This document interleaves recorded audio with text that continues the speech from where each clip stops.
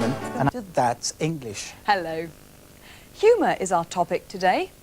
We've been asking people this question. Do you know any jokes?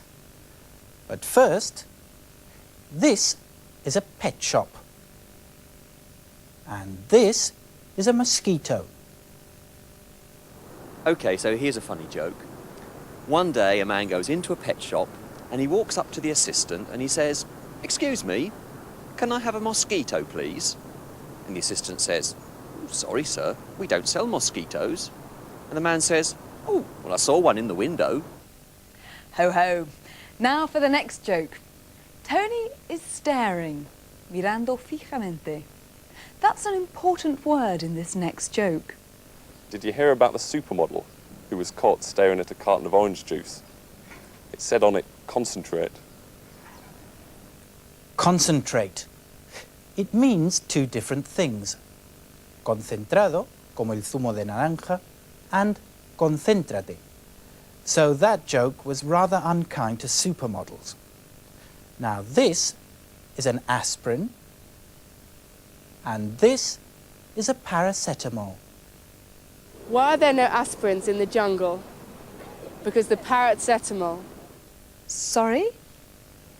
Because the parrots ate 'em all. This is wordplay, Vanessa. The parrots ate them all sounds almost the same as paracetamol. Did you find those funny? What exactly is British humour? I think there is such a thing as a British sense of humour. I think it's quite dry and quite ironic. And when British people tell jokes, for example, they tend to remain quite serious. And they don't laugh out loud like lots of, I don't know, continental people do. I think understatement is probably characteristic of English humour.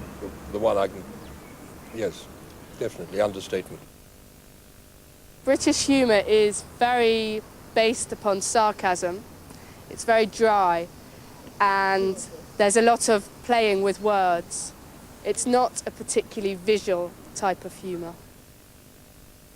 British humour is often dry.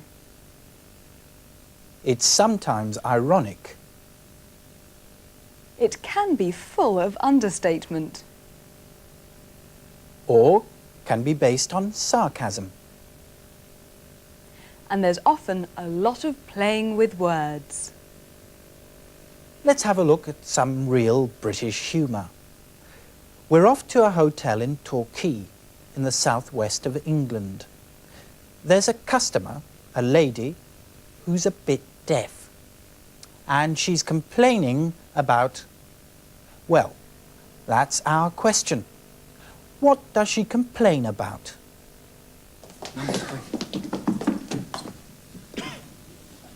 Good morning, madam. Can I help you? Are you the manager? I am the owner, madam. What? I am the owner. I want to speak to the manager. I am the manager too. What? I am the manager as well. Manager, geen manager. You're what? I'm the manager. What? I'm the manager. Yes, I know. You've just told me. What's the matter with you? Now listen to me. I booked a room with a bath. When I book a room with a bath, I expect to get a bath. You've got a bath. I'm not paying £7.20 per night plus VAT for a room without a bath. Where is your bath? You call that a bath? It's not big enough to drown a mouse. It's disgraceful. I wish you were a mouse on a tree. And another thing. I asked for a room with a view. Deaf, mad, and blind. This is the view as far as I can remember, madam. Yes, this is it. When I pay for a view, I expect something more interesting than that. That is Torquay, madam. But it's not good enough. Well, may I ask what you were expecting to see out of a Torquay hotel bedroom window? Sydney Opera House, perhaps? The hanging gardens of Babylon? Herds of wildebeest sweeping majestically? Don't be silly. I expect to be able to see the sea. You can see the sea. It's over there between the land and the sky. What a terrible man. He's so sarcastic. Yes, but he's funny too. And our question.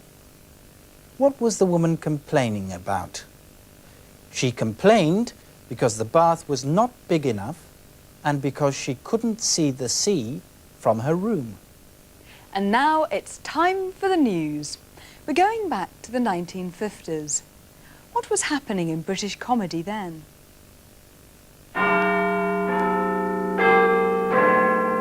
Good evening. This is the news from the British Broadcasting Corporation in London.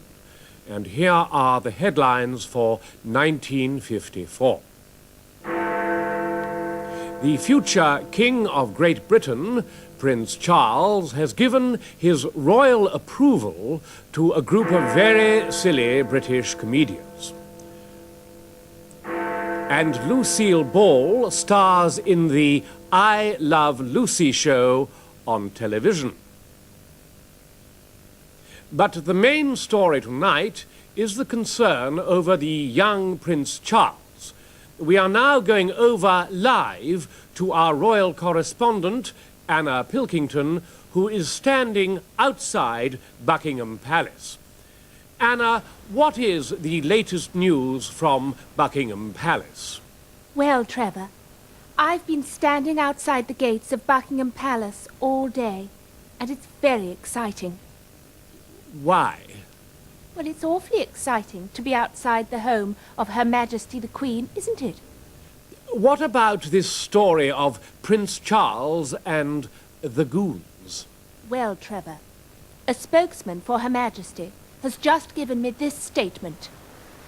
People at Buckingham Palace are concerned because the young prince has apparently been listening to a new radio show called The Goons. Who are the goons? Well, Trevor, it seems they're a group of comedians who have a show on the radio every week. One of their leaders, a man by the name of Peter Sellers, told me they have fun and talk in silly voices. Anna, what exactly do you mean by silly voices? They say things like ying tong, tiddly-po. Really? But Anna, why are palace officials worried about the young Prince Charles? Well, it seems that the prince enjoys using silly voices from the Goon show, which some people say is worrying for the future of the country. Thank you, and we will bring you an update on that story in a minute. And finally, a young actress called Lucille Ball and her husband have produced a new show for television. It's called the I Love Lucy show. Some people are predicting that this program is going to be very popular and that it will probably still be shown on television stations around the world in 50 years' time.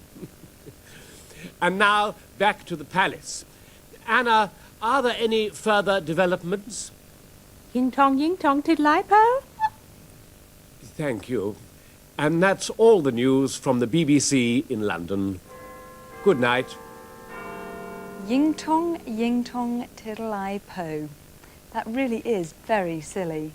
Yes, but the goons who spoke like that were a famous and popular group of British comedians in the 1950s.